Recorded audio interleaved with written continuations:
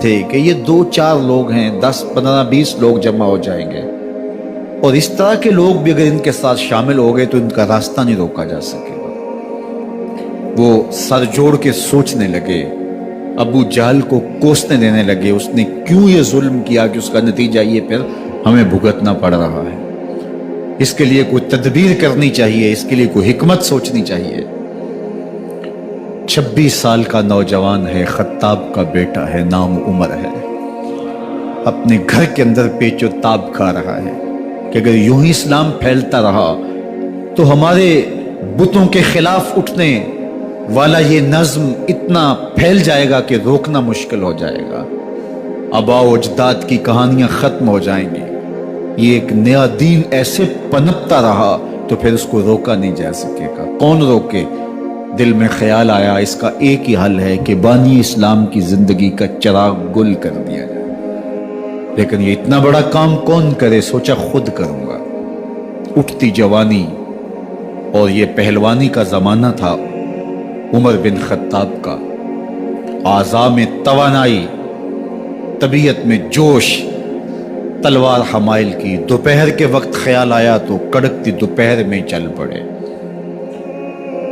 سنسان گلیاں ہیں، سخت گرمی ہے، لوگ دیواروں سے لگ کے چلتے ہیں اگر کوئی کسی کو کسی مجبوری کے تحت کہیں جانا بھی پڑے، لیکن یہ مست ہاتھی کی طرح اپنے ارادے کو عملی جامہ پہنانے کے لیے گھر سے نکل پڑتے، اور اس انداز سے تلوار حمائل کیے ہوئے آگے بڑھ رہے۔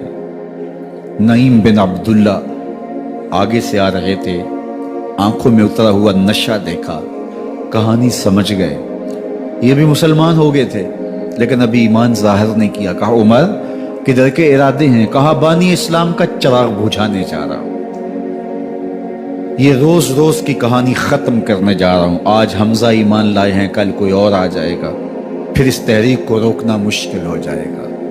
نعیم بن عبداللہ مسکرا کے بولے گھر کی خبر لی ہے؟ کہا کیا ہوا میرے گھر کو؟ کہا تمہاری بہن فاطمہ بھی اس محمد کی غلام بن گئی ہے، تمہارا بہنوئی سعید بن زید بھی اس کا نوکر بن گیا ہے۔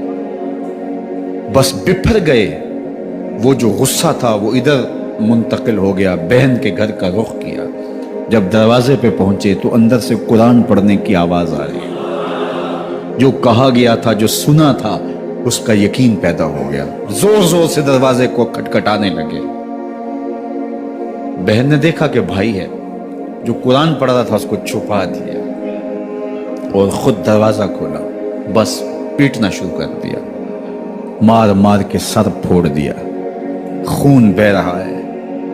جب سر پھٹ گیا تو فاطمہ بنت خطاب بولی عمر تم خطاب کے بیٹے ہو، میں بھی خطاب کی بیٹی ہوں، سن لو محمد کا دامن نہیں چھوڑو، جو کرنا ہے کرو۔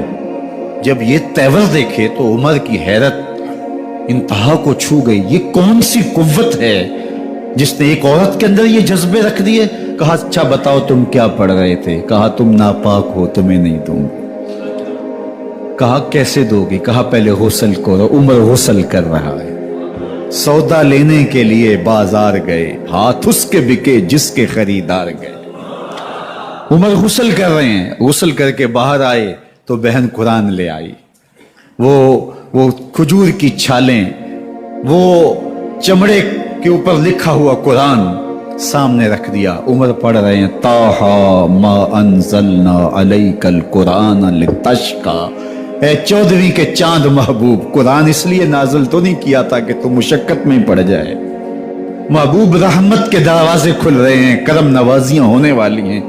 عمر پڑھتے گئے، آنکھوں کے بندن ٹوٹ گئے، آنسو آنے لگے، ٹپ ٹپ آنسو گرنے لگے، عمر رو رہے ہیں، بدن کانپ رہا ہے۔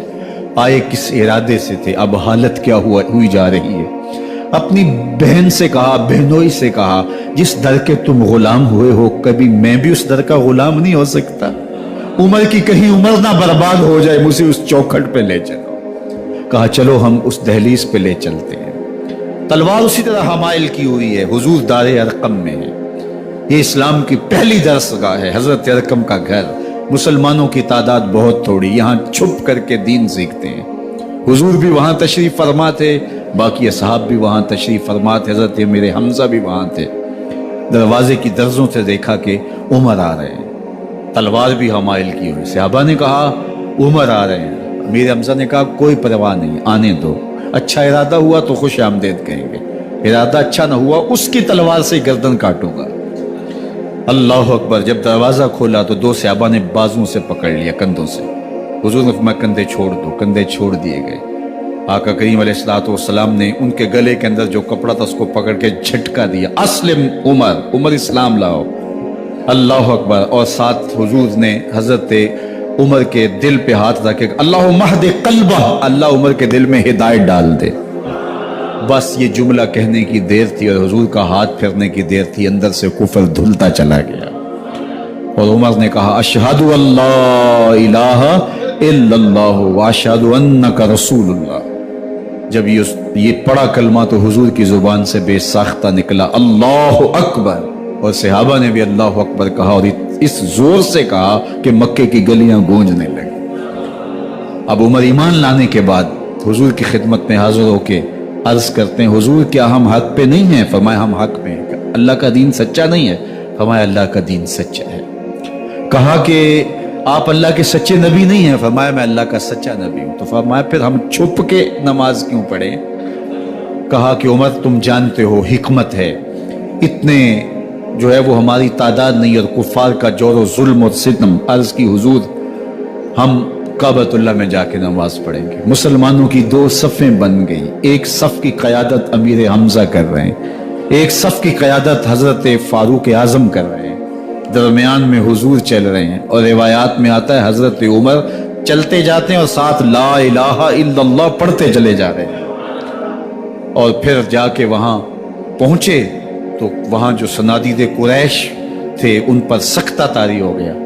हज़रत उमर रज़ी अल्लाह ताला अन्हु जब ईमान लाए तो आपने एक एक काफिर के घर के दरवाजे पे खड़े होके कहा, जब कोई भी शख्स मुसलमान होता तो कुफार उसको मारते, ज़ोदोकोब करते, जुल्म करते, सितम करते, घसीटते बाजारों में। लेकिन हज़रत उमर ईमान लाए तो एक एक शख्स के दरवाजे पर खड़े होकर के कहा कि तुम कमज़ोरों को मारते थे, मैं तुम्हें बताने आया हूं मैं मोहम्मद अरबी का नौकर बन गया।